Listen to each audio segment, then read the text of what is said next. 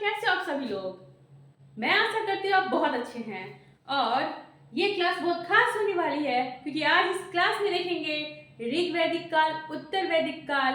और ये क्लास जो है आपके एग्जाम को बूस्ट करेगा।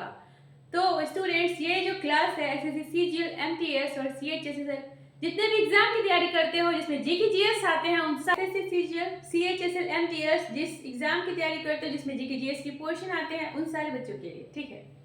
तो आज हम बात करेंगे ऋग वैदिक काल के लिए और उत्तर वैदिक काल के लिए। ऋग वैदिक काल 1500 से 1000 ईसा पूर्व, उत्तर वैदिक काल 1000 से 600 ईसा पूर्व। और ये कुछ इंपॉर्टेंट पॉइंट जो आपको एग्जाम को बूस्ट कर देगा। तो सेशन स्टार्ट करने से पहले सबसे पहले आप लाइक बटन को हिट कर दो और बेल आइकन को प्रेस कर दो, जिससे जितने भी क्लासेस में यहाँ पे डालूं आपको नोटिफिकेशन आपको मिल जाएंगे, ठीक है। और जितने भी स्टूडेंट जुड़े हो तो चैनल को सब्सक्राइब करना मत भूलिएगा, ठीक है। आर्य सर्वप्रथम पंजाब एवं अफगानिस्तान में बसे। तो आर्य सबसे पहले पंजाब और अफगानिस्तान में बसे। आर्य की प्रशासनिक 5 भागों में बांटा गया।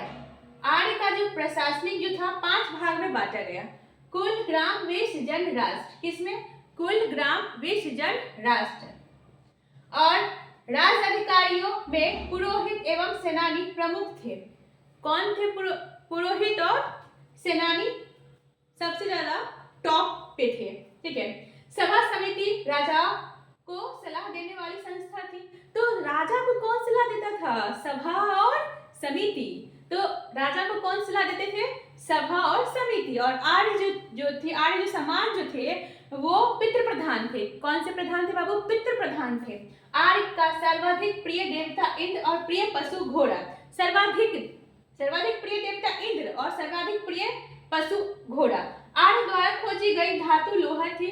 तो आर्य जो थे कौन सी धातु को खोज किए थे? तो वो थी लोहा। ऋग्वैदिक समाज 4 थे, 4 भागों में बटा हुआ था। ब्राह्मण, क्षत्रिय, वैश्य और शूद्र, ठीक है।